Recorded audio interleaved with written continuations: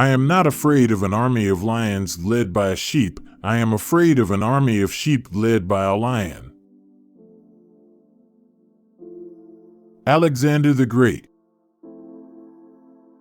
Alexander the Great's quote, "I am not afraid of an army of lions led by a sheep. I am afraid of an army of sheep led by a lion," highlights the crucial role of leadership in determining the effectiveness of a group.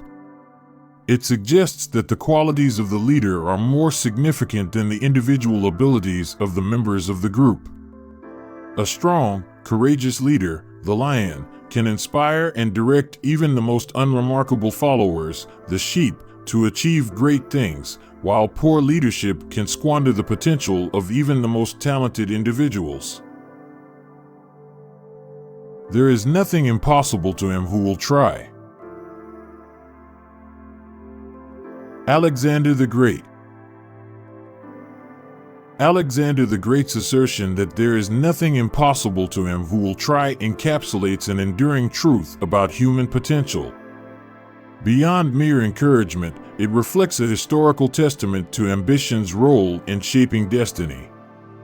Alexander's own conquests, achieved through relentless effort, illustrate that barriers are often psychological rather than physical. This statement champions the triumph of willpower over doubt, suggesting that the act of attempting is the first breach in the fortress of the impossible. It distills the essence of achievement, action as the agent of change. The lesson here is clear: resolve is the cornerstone of success. Where there is steadfast determination, there is a path to the extraordinary. Consequently, the phrase isn't just motivational rhetoric, it's a call to action, asserting that the genesis of greatness is in the attempt itself. Click subscribe to this channel to get more valuable quotes from the legends. I am indebted to my father for living, but to my teacher for living well. Alexander the Great. Alexander the Great's tribute to his teacher, "I am indebted to my father for living, but to my teacher for living well," highlights the profound impact of mentorship on the quality of one's life.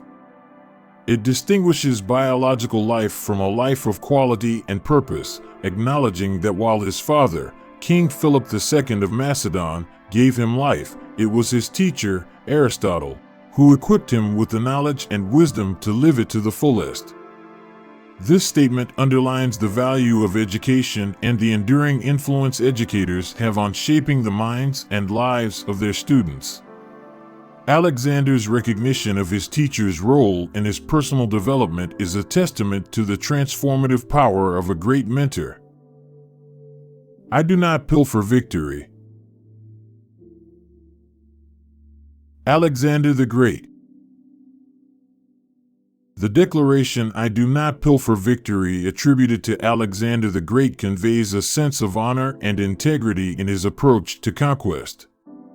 It suggests that Alexander claimed victory through legitimate means, through strategic prowess and the valor of his forces, rather than by deceit or theft. This stance reflects a code of ethics in competition. Victories are to be earned on the merits of one's abilities and efforts, not through underhanded tactics. It speaks to a philosophy where the manner in which success is achieved is as important as the success itself. Alexander's statement can be seen as an embodiment of his leadership and the martial virtues he instilled in his army, emphasizing fairness and a respect for the sanctity of achievement. A tomb now suffices him for whom the whole world was not sufficient. Alexander the Great. This poignant reflection, often associated with Alexander the Great, speaks to the ultimate fate that awaits all, regardless of their power or conquests during life. The quote juxtaposes Alexander's insatiable ambition and the expansive empire he accrued with the simple, unadorned reality of his own mortality.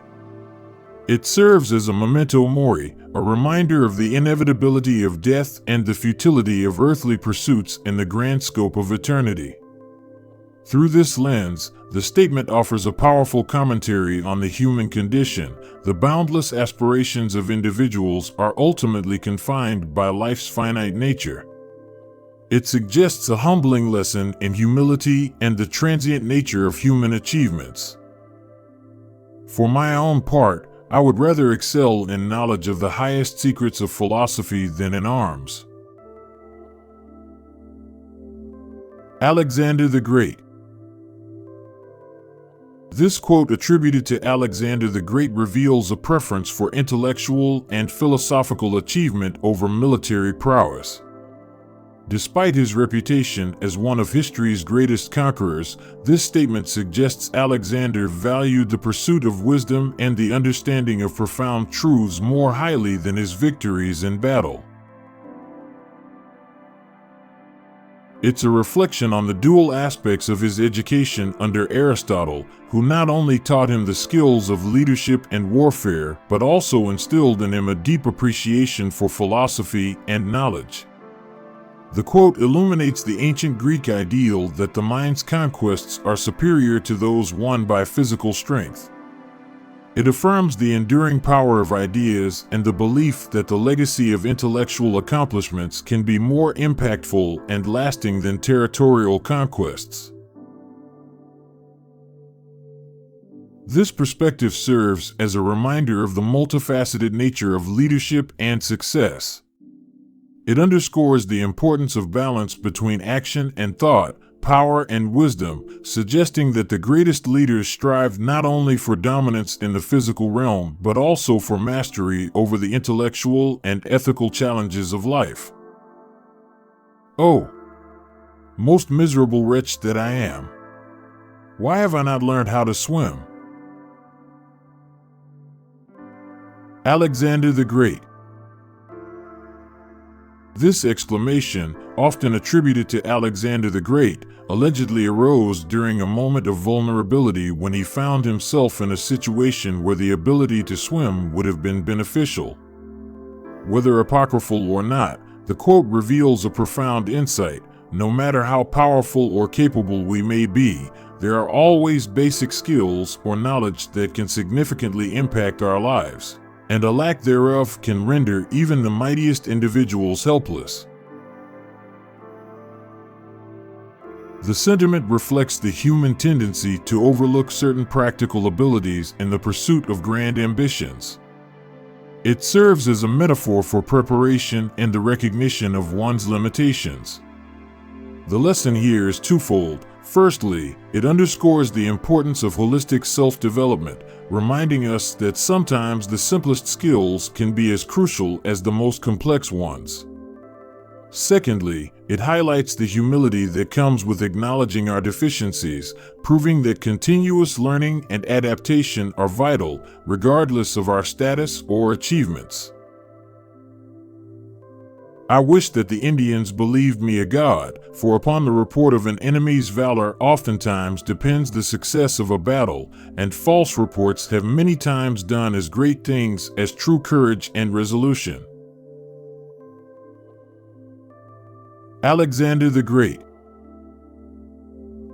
This statement attributed to Alexander the Great touches on the strategic use of psychological warfare and the power of perception in conflict.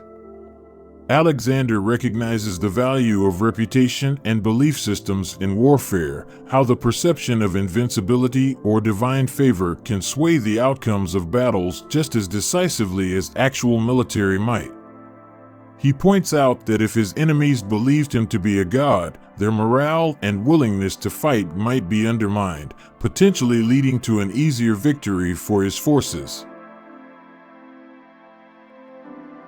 The quote also acknowledges the impact of misinformation and psychological tactics, essentially early forms of propaganda, on the dynamics of power and conflict.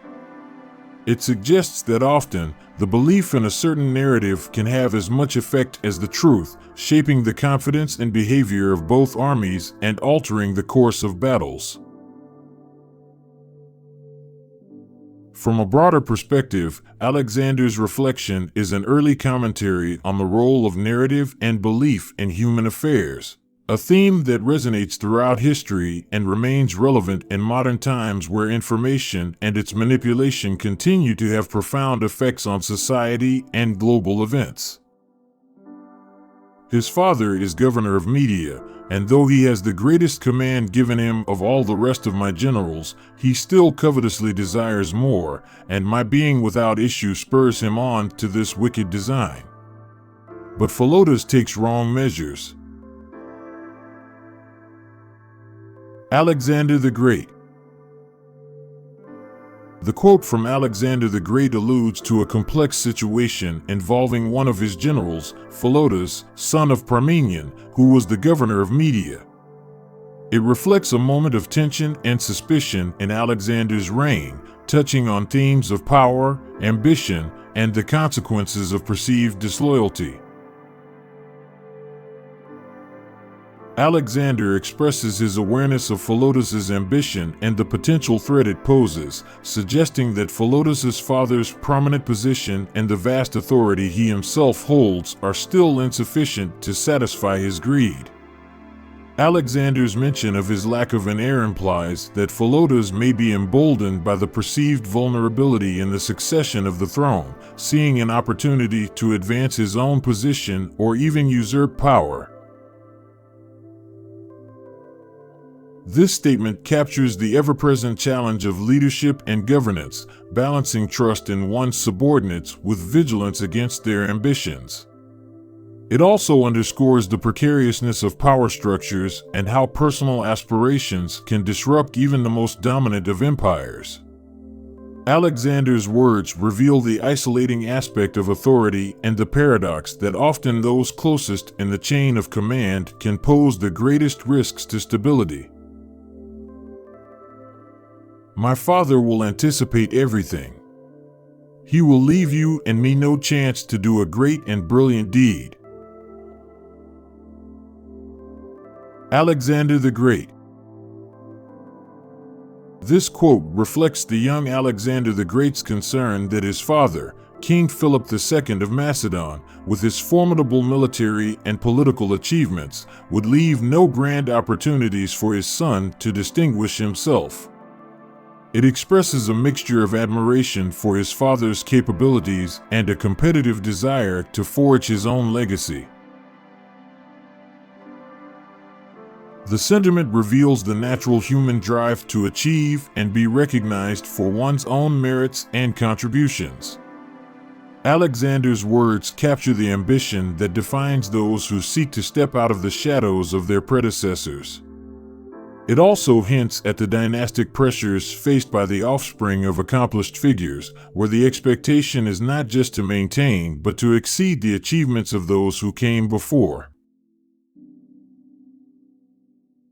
This statement can be seen as foreshadowing Alexander's own relentless pursuit of glory and expansion of his empire, which ultimately surpassed that of his father.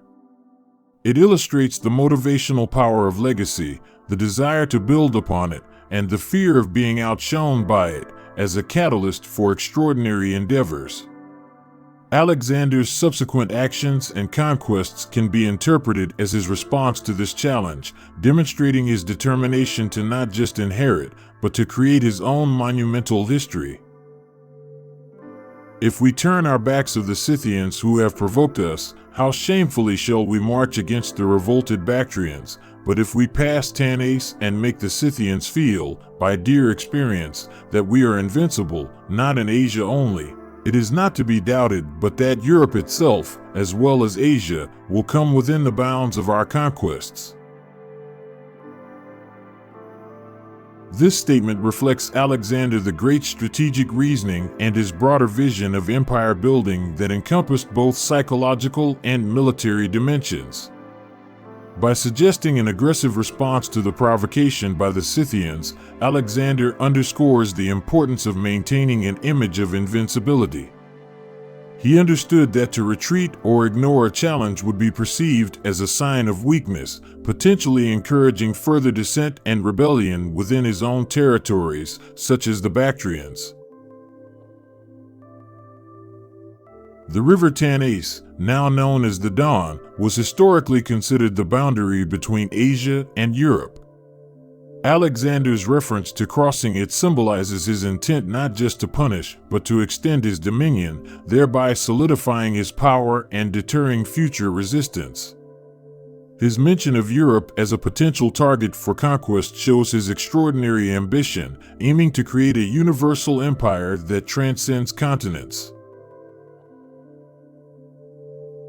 The strategic thinking here is clear. Demonstrating military might against the Scythians would serve as a warning to all, reinforcing his authority and deterring both present and future adversaries.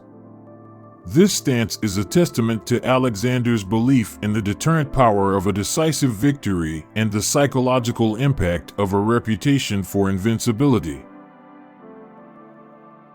My father will anticipate everything. He will leave you and me no chance to do a great and brilliant deed. Alexander the Great.